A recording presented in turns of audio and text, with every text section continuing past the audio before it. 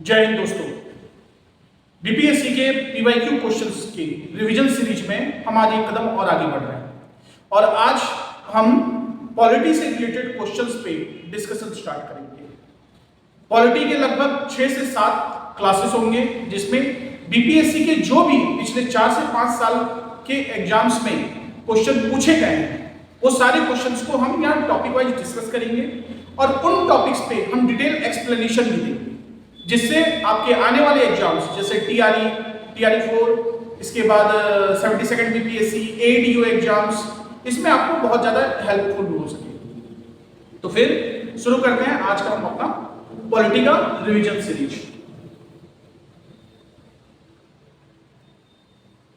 इस पॉलिटी के revision series की क्वेश्चंस को हमने कई पार्ट में डिवाइड किया है। पहले पार्ट में हम देखेंगे कॉन्स्टिट्यूशनल डेवलपमेंट एंड असेंबली से रिलेटेड क्वेश्चंस को। तो पहला क्वेश्चन है, the attorney general of India is the legal adviser to the attorney general of India. तो अटॉर्नी जनरल ऑफ इंडिया का जो प्रावधान है हमारे संविधान के आर्टिकल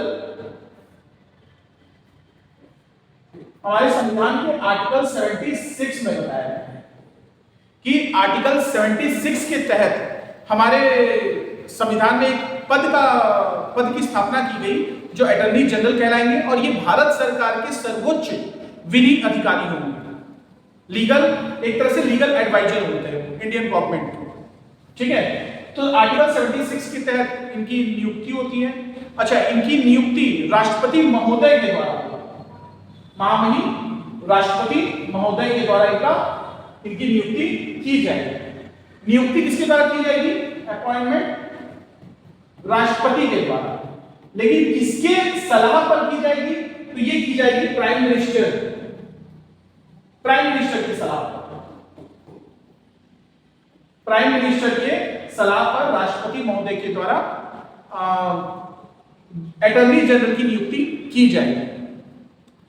अगर इनके वेतन भत्ते और अन्य जो भी इनको सुविधाएं मिलती है इसकी बात करें तो इन सब का निर्धारण भारत के राष्ट्रपति के द्वारा किया जाएगा। मतलब अटॉर्नी जनरल को जो भी सैलरी या जो भी फैसिलिटीज दी जाती हैं वो राष्ट्रपति महोदय के द्वारा निर्धारित किया जाएगा। इसके अलावा अगर इनकी योग्यता की बात करें अटॉर्नी जनरल की, तो अटॉर्नी जनरल सुप्रीम कोर्ट के जज की समान योग्यता रखता हो। यानी कोई भी व्यक्ति जो सुप्रीम कोर्ट का जज बनने की योग्यता रखता हो वैसे व्यक्ति को मंत्रिमंडल की सलाह से राष्ट्रपति के द्वारा उस व्यक्ति को अटॉर्नी जनरल के रूप में नियुक्त किया जाएगा। और ये सभी प्रावधान संविधान के आर्टिकल 76 के तहत। अगर इनके कर्तव्य कार्य की बात करें, रोल्स एंड रेस्पॉन्सिबिलिटीज की बात करें, तो ये भारत सरकार का लीगल एडवाइजर होता है या विधि अधिकारी होता है, सर्वोच्च विधि अधिकारी होता है। तो अगर इनके कर्तव्यों की बात करें तो केंद्र सरकार से रिलेटेड किसी भी प्रकार के विवाद या लीगल केसेस में सुप्रीम कोर्ट हो या हाई कोर्ट में हो, वहां पैरवी अटॉर्नी जनरल के द्वारा की जाएगी, ठीक है। तो एक तरह से वो लीगल एडवाइजर होता है गवर्नमेंट ऑफ इंडिया। लीगल एडवाइजर किसका होता है? गवर्नमेंट ऑफ इंडिया, ठीक है। अच्छा, इसके अलावा यहाँ पे एक और आर्टिकल जानना बहुत ज्यादा इंपॉर्टेंट हो जाता है, वो है आर्टिकल 88। अटॉर्नी जनरल से रिलेटेड दो आर्टिकल बहुत इंपॉर्टेंट हो जाते हैं। पहला आर्टिकल 76 और दूसरा आर्टिकल 88। आर्टिकल 88 के तहत यह प्रावधान किया गया है कि अटॉर्नी जनरल संसद के किसी भी सदन की कार्यवाहियों में भाग ले सकता है और वहां उसे बोलने का अधिकार होता है, लेकिन वो संसद के किसी भी सदन का सदस्य न होने के कारण वहां वह वोट नहीं कर सकता, वहां अटॉर्नी जनरल मतदान नहीं कर सकते। वह भारत सरकार का पक्ष रख सकते हैं, वह सदन की कार्यवाहियों में भाग ले सकते हैं, लेकिन किसी भी प्रकार की मतदान से संबंधित कार्यों में ये संलग्न नहीं हो सकते, ठीक है। तो ये हमारे अटॉर्नी जनरल ऑफ इंडिया है, ठीक है।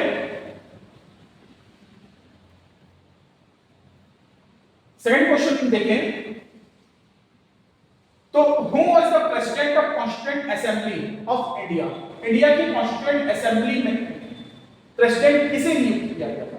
तो अगर मैं प्रेसिडेंट की बात करूं तो यहां से दो तरह के प्रश्न बनते हैं कि एक अस्थायी अध्यक्ष कौन थे, टेम्पररी, जिनको हम प्रोटेम स्पीकर कहते हैं, टेम्पररी प्रेसिडेंट किसे बनाया गया था, बाद में एक परमानेंट प्रेसिडेंट अपॉइंट किया गया।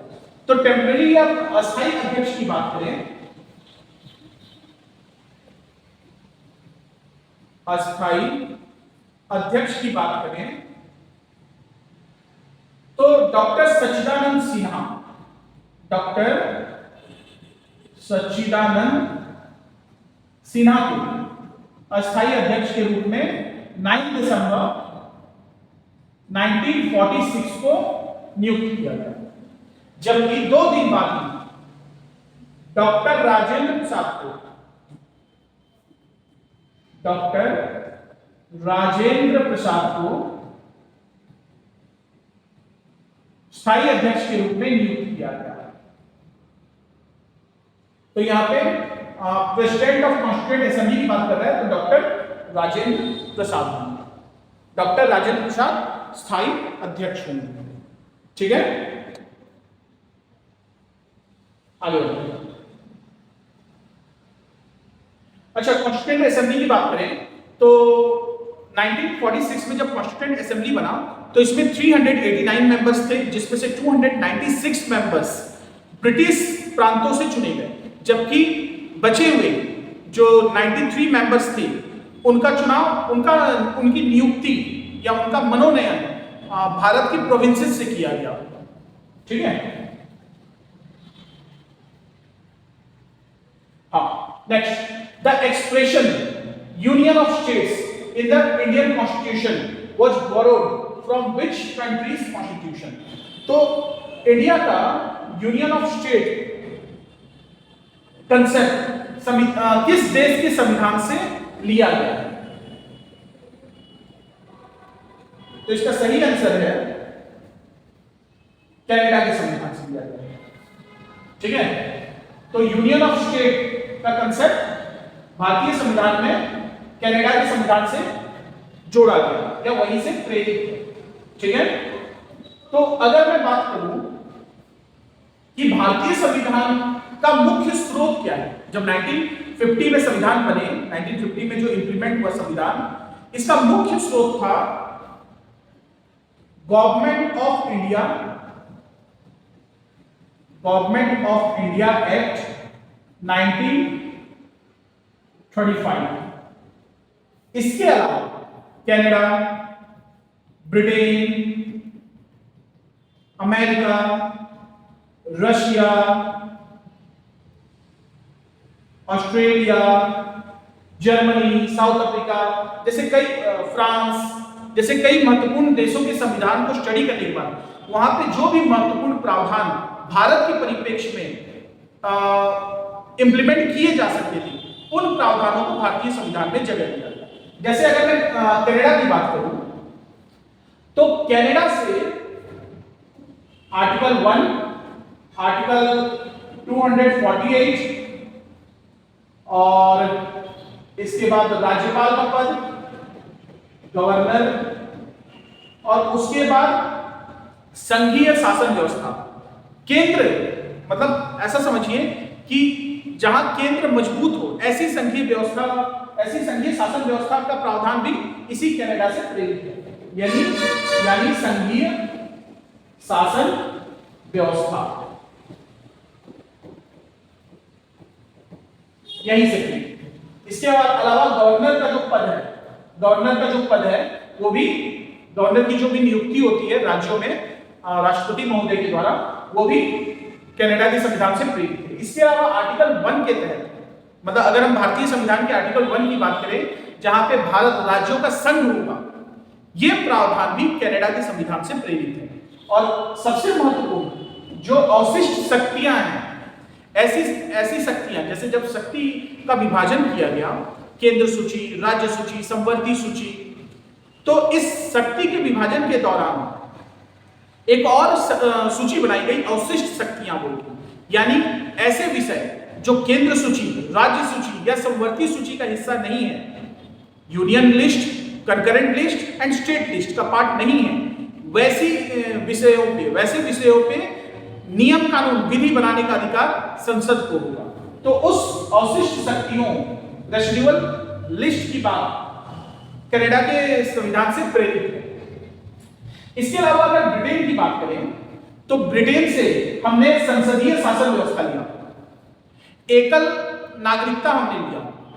इसके बाद जो वर्तमान में हमारे भारत का जो भी प्रधानमंत्री और मंत्री परिषद का पूरा स्ट्रक्चर है, ये भी ब्रिटेन के संविधान से प्रेरित है।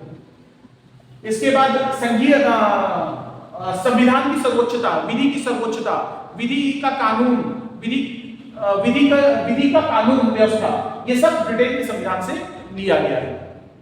इसके अलावा जैसे एक नॉमिनल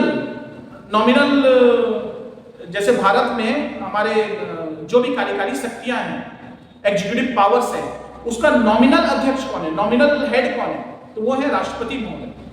जबकि जो हमारे भारत का एग्जीक्यूटिव पावर है, उसके रियल हेड कौन है, तो वो है हमारे प्रधानमंत्री महोदय। तो इस तरह से ये सभी प्रावधान इसी ब्रिटेन के संविधान से प्रेरित है। जबकि यूएसए से बात करें, यूएसए से हमने लिया फंडामेंटल राइट, इसके बाद रिटेन कॉन्स्टिट्यूशन, लिखित संविधान, रिटेन कॉन्स्टिट्यूशन, इसके बाद हमने लिया प्रीएम्बल, इसके बाद आर्टिकल 124 के तहत जो सुप्रीम कोर्ट और हाई कोर्ट के जजेस को उनके पद से हटाया जाता है, वो भी यहीं से लिया गया। इसके बाद आर्टिकल 63 के तहत उपराष्ट्रपति का चुनाव, उपराष्ट्रपति के पद। इसके अलावा आर्टिकल 71 के तहत जो राष्ट्रपति और उपराष्ट्रपति से संबंधित चुनाव का जो भी विवाद, चुनाव संबंधी विवाद का निपटारा सुप्रीम कोर्ट के द्वारा किया जाता है, यह प्रावधान भी यहीं से लिया गया है। इसके बाद जुडिशियल एक्टिविजन, जुडिशियल रिव्यू, ये सब प्रावधान भी इसी यूएसए के संविधान से प्रेरित है। लास्ट अगर ऑस्ट्रेलिया की बात करें हम, तो ऑस्ट्रेलिया से हमने देखिए प्रीएम्बल लिया गया यूएसए के संविधान से, लेकिन प्रीएम्बल की जो भाषा है, लैंग्वेज ऑफ प्रीएम्बल, ये लिया गया ऑस्ट्रेलिया के संविधान से। ठीक है, क्लियर है? इसके अलावा ज्वाइंट सेशन 100 आर्टिकल 108 में जो ज्वाइंट सेशन की बात कही गई है, यह भी ऑस्ट्रेलिया के संविधान से प्रेरित है। तो इस तरह से कई बार एग्जाम से क्वेश्चन पूछे जाते हैं, डायरेक्टली हो या इनडायरेक्टली। आगे बढ़ते हैं। Next, Mudimand Committee was appointed to report on the working of the Mudimand Committee की जो स्थापना की गई थी वो किसने की गई थी? तो अगर Mudimand Committee की बात करो तो Mudimand Committee की स्थापना हुई थी 1923 में अंडर Montagu Chelmsford Act 1919 के तहत। 1919 एक्ट के तहत 1923 में मुडिमन कमेटी की स्थापना की जाती है। और मुडिमन कमेटी की स्थापना मुख्य रूप से की जाती है डायरेक्टरी सिस्टम को रिव्यू करने के लिए, यानी जो भी द्वैत शासन प्रणाली थी, जो भी डायरेक्टरी सिस्टम था,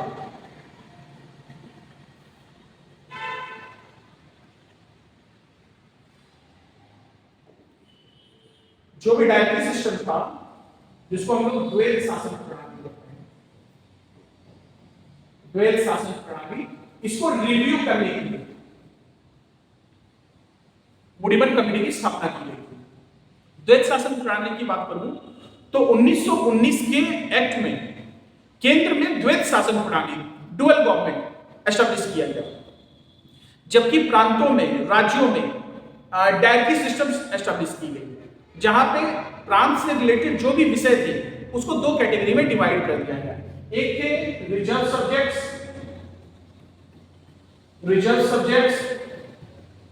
जिसे वाइसरॉय के कंट्रोल में रखा गया, यानी इस पे निर्णय सिर्फ वाइसरॉय ले सकते हैं। इसके अलावा एक थे हस्तांतरित विषय, जो वहां की जो भी विधायिका होती थी वो उस पर निर्णय करती थी या वो उस पर विधि निर्धारण का कार्य करेगी, है ना। तो ये डायरेक्टिव सिस्टम वेद शासन प्रणाली पे रिव्यू करने के लिए एक कमेटी बनाई गई, मूडीमन कमेटी। ये मूडीमन कमेटी 1923 में बनाई गई और वो किससे संबंधित है? वेद शासन प्रणाली से संबंधित, ठीक है। आगे बढ़ो।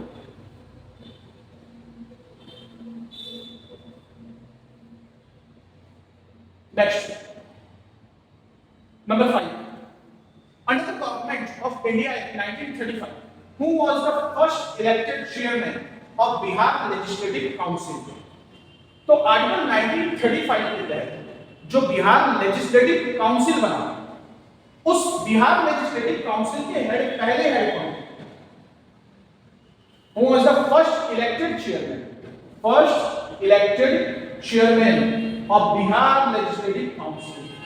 आप लोगों को पता होगा कि 1935 के एक्ट के तहत 1937 में इलेक्शन हुए और बिहार लेजिस्लेटिव काउंसिल की स्थापना हुई, ठीक है। इस बिहार लेजिस्लेटिव असेंबली के, बिहार लेजिस्लेटिव काउंसिल के जो पहले चेयरमैन थे वो थे राजीव रंजन सिन्हा। कौन थे? राजीव रंजन सिन्हा, ठीक है। आगे बढ़े।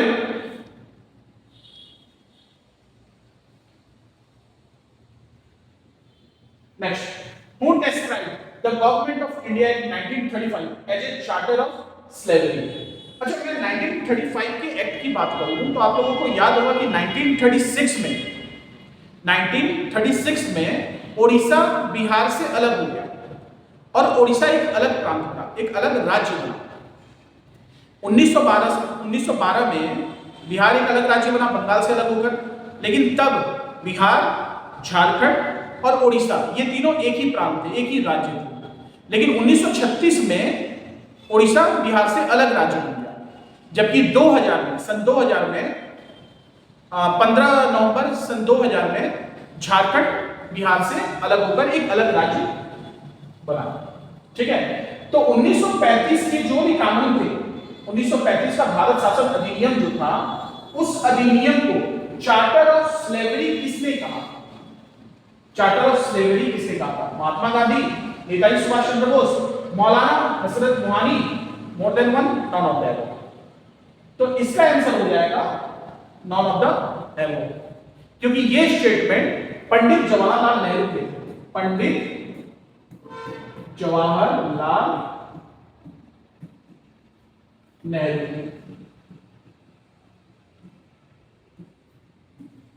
ये स्टेटमेंट किसके थे? पंडित जवाहरलाल नेहरू, ठीक है। क्लियर है? दास्तान का चार्टर या फिर चार्टर ऑफ स्लेवरी, ठीक है। आगे बढ़ते हैं।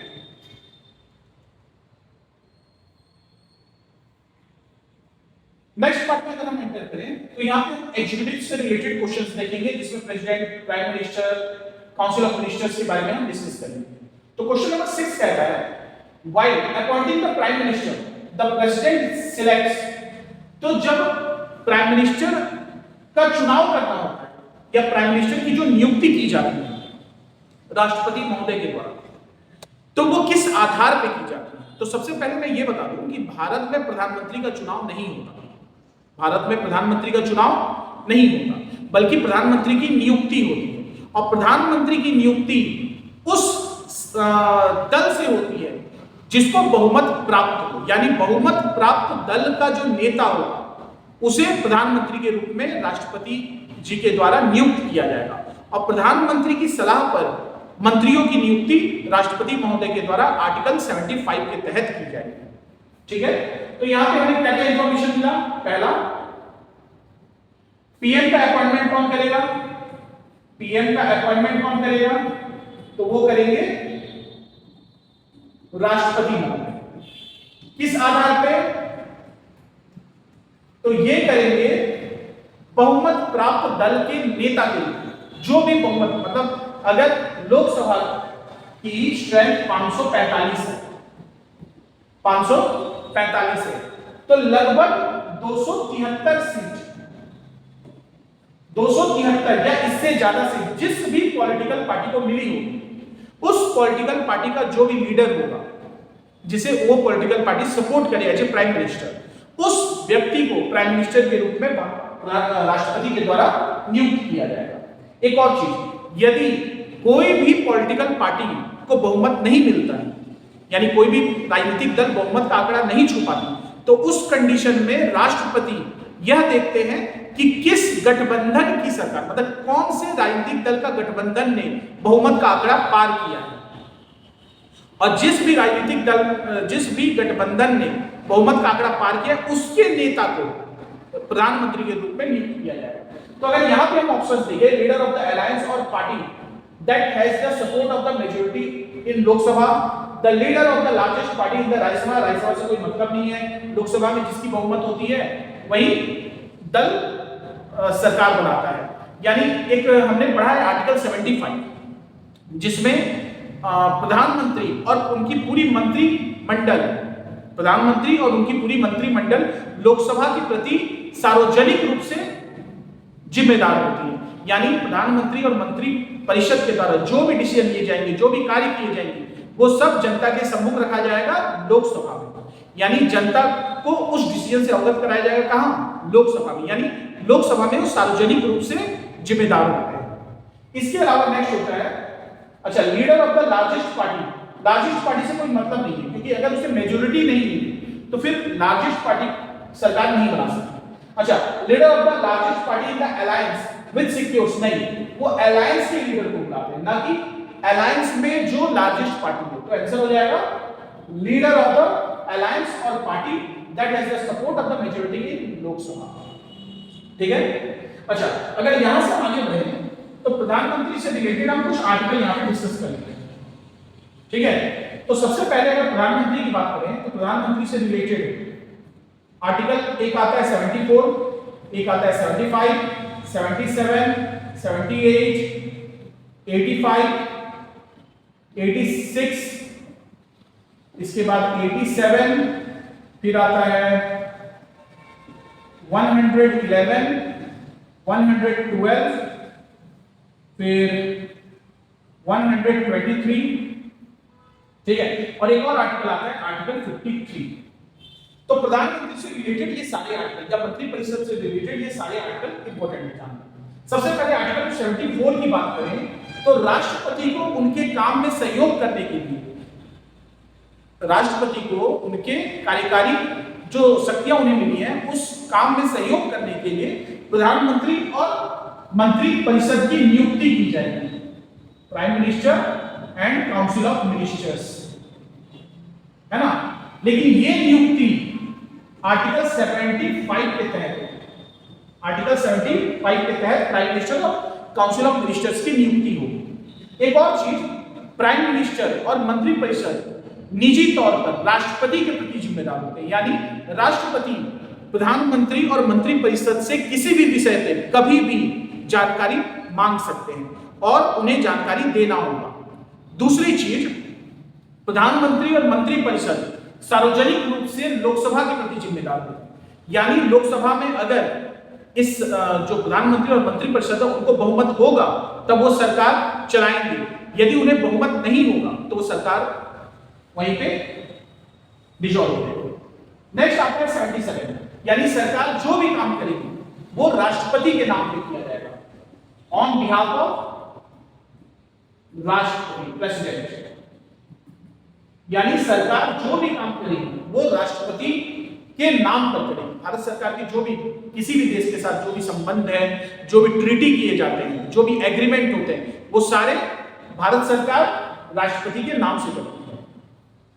इसके बाद 78 आता है प्रधानमंत्री का राष्ट्रपति के प्रति कर्तव्य,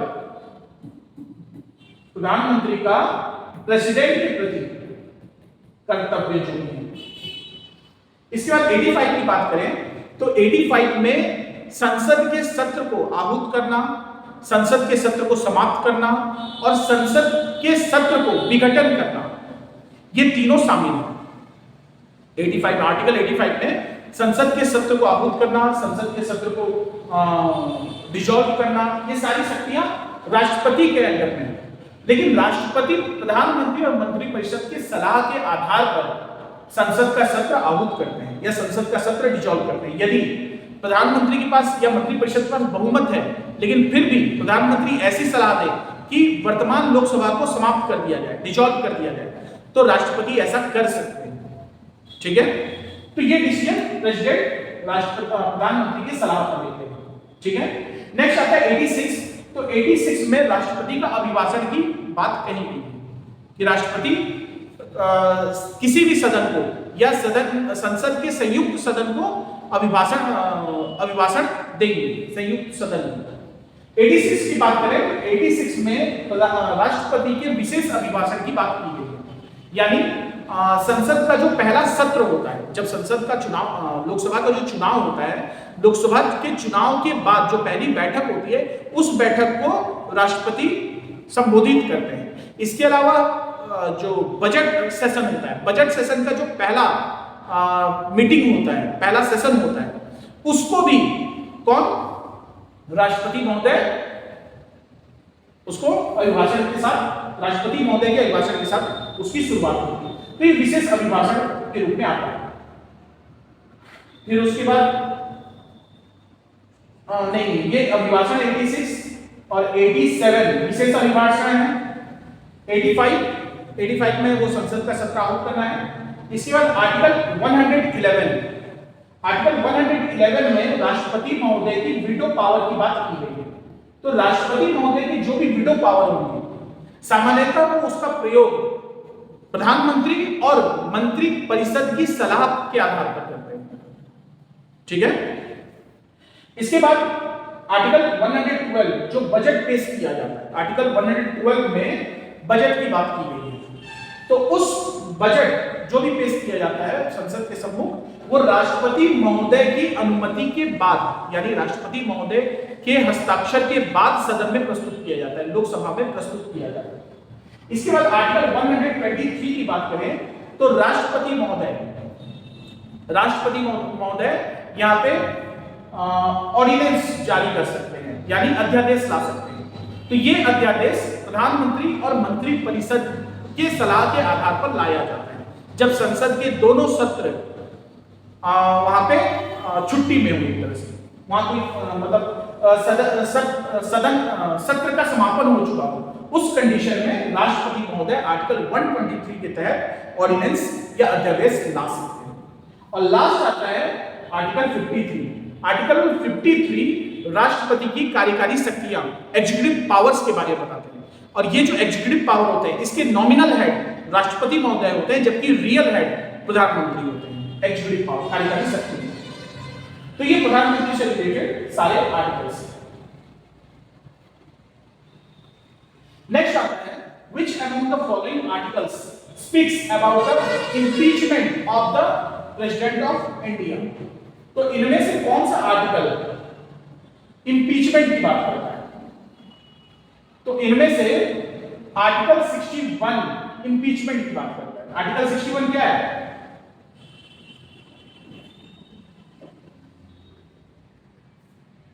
आर्टिकल 61 क्या है? इंपीचमेंट की बात करता है। impeachment of president।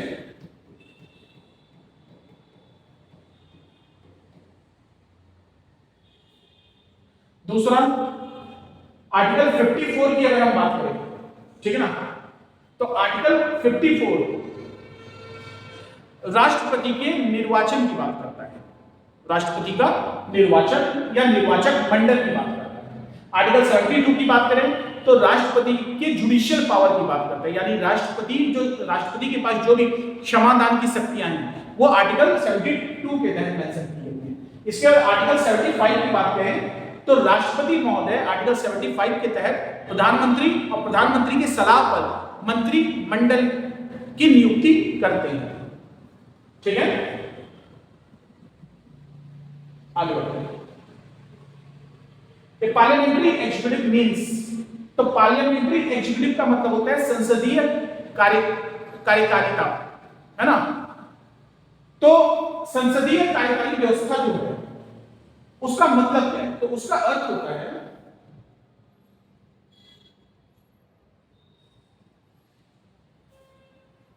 संसदीय शासन व्यवस्था या संसदीय कार्यकारी व्यवस्था, अगर उसकी बात करें तो ये executive elected by the parliament नहीं, पार्लियामेंट के द्वारा एग्जीक्यूटिव इलेक्ट नहीं होते।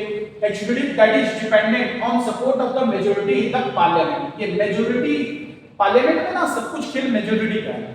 जिस पॉलिटिकल पार्टी के पास मेजॉरिटी होगी वही पॉलिटिकल पार्टी सरकार का गठन करेगी। यानी उस सरकार में जो भी प्रधानमंत्री या जो भी मंत्रिमंडल होंगे, जो भी मंत्रिमंडल के सदस्य होंगे या मंत्री होंगे, वो विधायिका के सदस्य होने के साथ साथ कार्यकारी व्यवस्था कार्यपालिका के भी सदस्य होंगे, यानी उनको दोहरी सदस्यता का अधिकार मिल जाता है।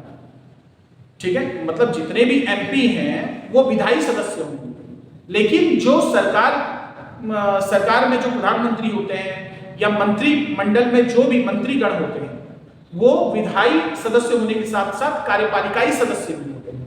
ठीक है, तो एक तरह से executive that is dependent on support of the majority in the parliament. ठीक है, यहां से हम आगे बढ़े हैं तो नेक्स्ट आता है who among the following had been the first unopposed and unanimously elected president in India। यानी कौन से भारत के कौन से राष्ट्रपति थे जो निर्विरोध चुने गए, यानी जिनके अगेंस्ट कोई दूसरा कैंडिडेट इलेक्शन में खड़ा नहीं। तो ऐसे एकमात्र राष्ट्रपति हमारे नीलम संजीवा रेड्डी थे। नीलम संजीवा रेड्डी का जो इलेक्शन हुआ था वो निर्विरोध हुआ था, इनके अगेंस्ट कोई भी कैंडिडेट खड़ा नहीं था। तो यहां पे अगर हम election process of president of India की बात करें तो इसके लिए आर्टिकल 54, आर्टिकल 55, आर्टिकल 56 और आर्टिकल 57 बहुत ज्यादा इंपॉर्टेंट हो जाते हैं। अगर आर्टिकल 54 की बात करें तो आर्टिकल 54 में राष्ट्रपति के निर्वाचक मंडल की बात की गई है, यानी राष्ट्रपति का जो चुनाव होगा उस चुनाव में कौन वोट देने के अधिकारी होंगे। ठीक है, यानी राष्ट्रपति के चुनाव में मतदान कौन करेगा। तो पहले बता दूं कि राष्ट्रपति का चुनाव भारत में अप्रत्यक्ष रूप से होता है, यानी पब्लिक डायरेक्ट वोट नहीं दे सकती। राष्ट्रपति के चुनाव में हम पब्लिक के जो रिप्रेजेंटेटिव होते हैं एमपी एमएलए ये वोट देते हैं। ठीक है, तो एक तरह से यहां देखें तो आर्टिकल 54 में जो भी एमपी हैं लोकसभा के और राज्यसभा के, अच्छा ये एमपी कैसे होने चाहिए, इलेक्टेड एमपी होने चाहिए, नॉमिनेटेड नहीं। जैसे पहले लोकसभा में 2 एंग्लो इंडियन का नॉमिनेशन होता था, फिलहाल में तो वो समाप्त कर दिया गया प्रावधान, और राज्यसभा में 12 एमपीस का नॉमिनेशन होता था अलग अलग फील्ड से। तो वो इस इलेक्शन में पार्टिसिपेट नहीं करेंगे, बल्कि यहां पब्लिक के जो रिप्रेजेंटेटिव है यानी लोकसभा और राज्यसभा के जो मेंबर हैं इलेक्टेड मेंबर, इसके साथ साथ विधानसभा जितने भी राज्य और केंद्र शासित प्रदेश है उसके विधानसभा के जो भी इलेक्टेड मेंबर्स वो सब राष्ट्रपति के चुनाव में वोट देंगे।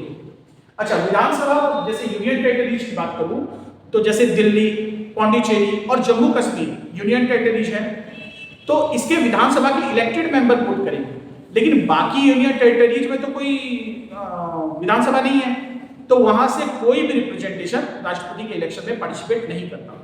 ठीक है, नेक्स्ट आता है अगर 55 की बात करें तो आर्टिकल 55 में राष्ट्रपति के चुनाव की प्रक्रिया के बारे में बताया गया है।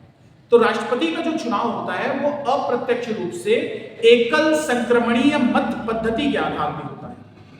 ठीक है, कैसा होता है, अप्रत्यक्ष रूप से एकल संक्रमणीय मत पद्धति के आधार पर गुप्त मतदान किया जाता है। ठीक है, आनुपातिक प्रतिनिधित्व प्रणाली, ये 4 चीजें आ जाती हैं। पहला क्या है, पहला होता है अप्रत्यक्ष रूप से होता है, अप्रत्यक्ष चुनाव होता है। दूसरा एकल संक्रमणीय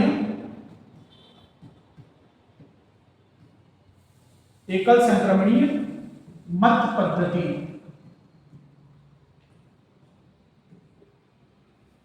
तीसरा आनुपातिक प्रतिनिधित्व प्रणाली।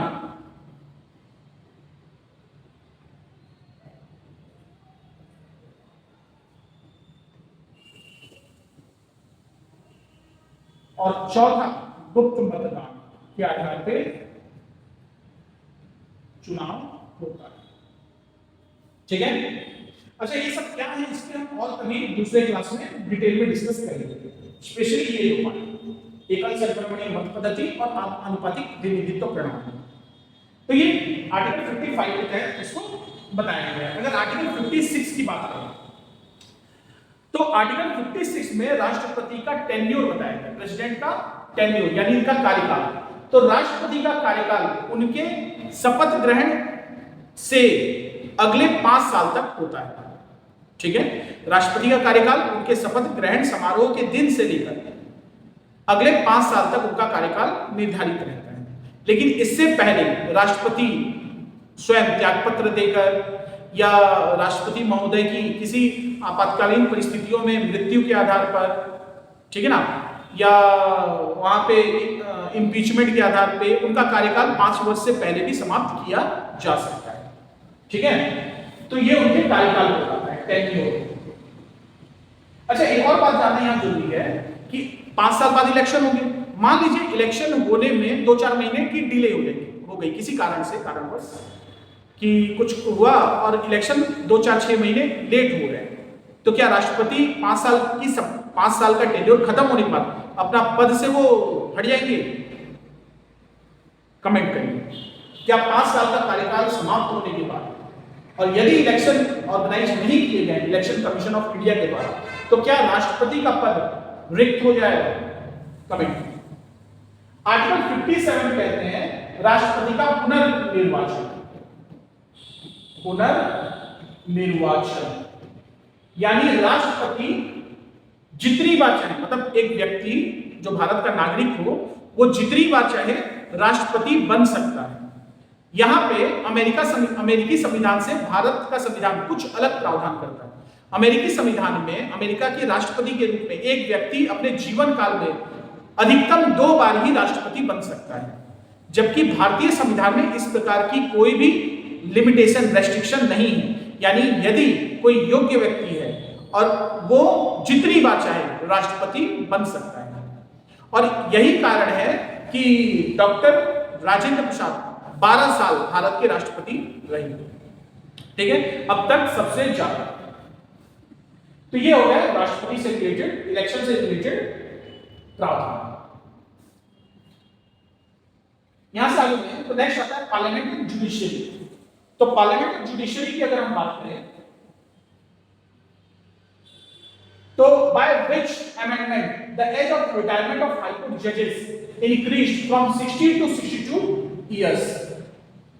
तो हाई कोर्ट के जजेस की, जो हाई कोर्ट के जजेस का अधिकतम जो नियुक्ति, अधिकतम उम्र सीमा जो है वो 62 साल किया गया। लेकिन ये जो 62 साल किया गया, पहले ये 60 ईयर था, बाद में इसे बढ़ाकर 62 वर्ष कर दिया गया।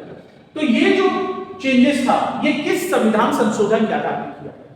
तो ये 15वां संविधान संशोधन 1963 के तहत किया। 15वां संविधान संशोधन 1963 के तहत किया गया। अच्छा यहां एक और क्वेश्चन है कि सुप्रीम कोर्ट के जजेस, सुप्रीम कोर्ट के जो भी जजेस होते हैं उनकी अधिकतम उम्र सीमा कितनी होती है? कमेंट कीजिए। अच्छा एक और चीज, हाई कोर्ट के जजेस की जो नियुक्ति होती है वो कॉलेजियम सिस्टम के तहत होती है। यानी एक कॉलेजियम सिस्टम होता है, वो कॉलेजियम सिस्टम राष्ट्रपति महोदय को अपनी सलाह देता है और उस सलाह के आधार पर राष्ट्रपति महोदय जजेस की नियुक्ति करते हैं। तो यहां पे ये जानना सबसे ज्यादा जरूरी है कि जजेस की नियुक्ति में सुप्रीम कोर्ट हो या हाई कोर्ट की जजेस की नियुक्ति राष्ट्रपति महोदय के द्वारा की जाती है। लेकिन इस जो नियुक्ति प्रोसेस है जजेस की नियुक्ति में प्रधानमंत्री या उनके मंत्रिमंडल की कोई भी भागीदारी या कोई भी संदिग्धता नहीं होती। ठीक है, लेकिन 2014 में एक एनजेएसी कमेटी बनी। तो ये एनजेएसी कमेटी जो थी वो राष्ट्रपति को सुप्रीम कोर्ट और हाई कोर्ट के जजेस की नियुक्ति से संबंधित सलाह देने के लिए बनाया गया। संविधान संशोधन के तहत बना था। सुप्रीम कोर्ट ने इस पे स्वतः संज्ञान लिया और इसे एनजेएससी को यह कहते हुए समाप्त कर दिया कि एनजेएससी न्यायपालिका की स्वतंत्रता का हस्तक्षेप है, यानी न्यायपालिका को जो स्वतंत्रता का अधिकार मिला है, निष्पक्षता का अधिकार मिला है, इसमें यदि सरकारी तंत्र इन्वॉल्व होते हैं तो कहीं ना कहीं ये न्यायपालिका की स्वतंत्रता का उल्लंघन होगा। ठीक है, तो एनजेएससी को भी देख लेना होगा। नेक्स्ट आता है, which of the following is the record of suspension of MPs in the new Parliament House of India?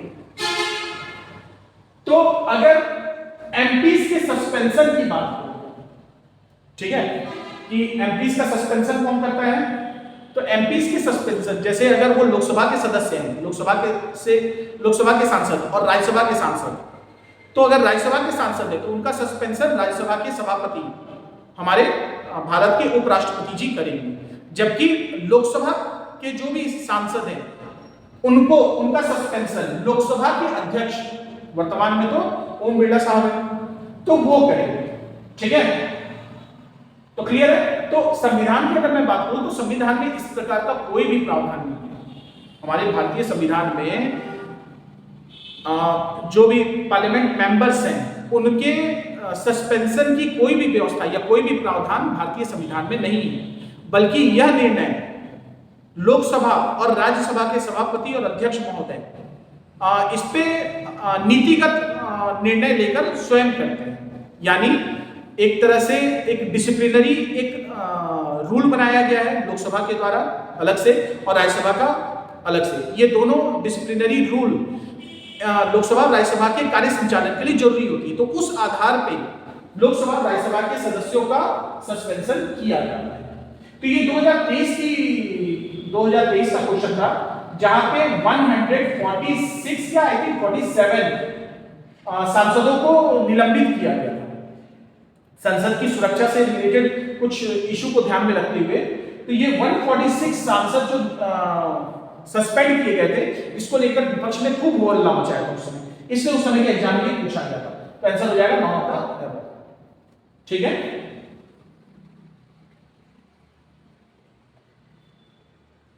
Next, who among the following was the prime minister of the India when 73rd and 74th amendment of constitution came into existence? तो जब 73rd और 74th constitutional amendment हुआ 1992 में, तो इस समय भारत के प्रधानमंत्री पीवी नरसिम्हा राव, यानी इनकी बात करूं तो ये 1991 से लेकर 1996 तक भारत के प्रधानमंत्री रहे, और इसी दौरान एलपीजी की पॉलिसी लाना, है ना, लोकल एडमिनिस्ट्रेशन व्यवस्था या गवर्नमेंट का डिसेंट्रलाइजेशन करना, ये सारे निर्णय इसी दौरान किए गए। ठीक है, आगे बढ़े।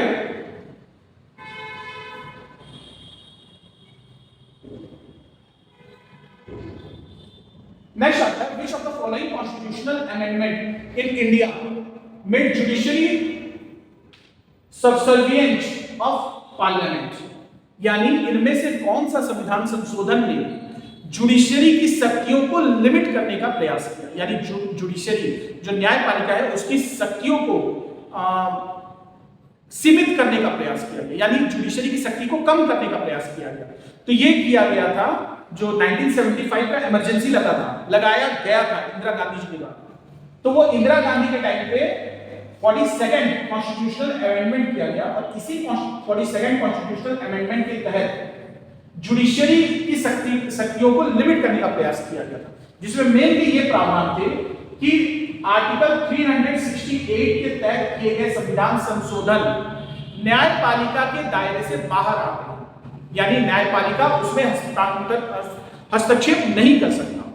यानी आर्टिकल 368 के तहत संसद जो चाहे संविधान में बदलाव कर सकती है। तो आप लोगों को याद होगा कि 1973 में सुप्रीम कोर्ट ने जो संविधान का मूल ढांचा की संकल्पना दी थी कि संविधान का एक मूल ढांचा है और संसद इस मूल ढांचे से कोई भी छेड़छाड़ नहीं कर सकती, इसके अलावा वो बाकी सभी प्रावधान में संशोधन कर सकती है।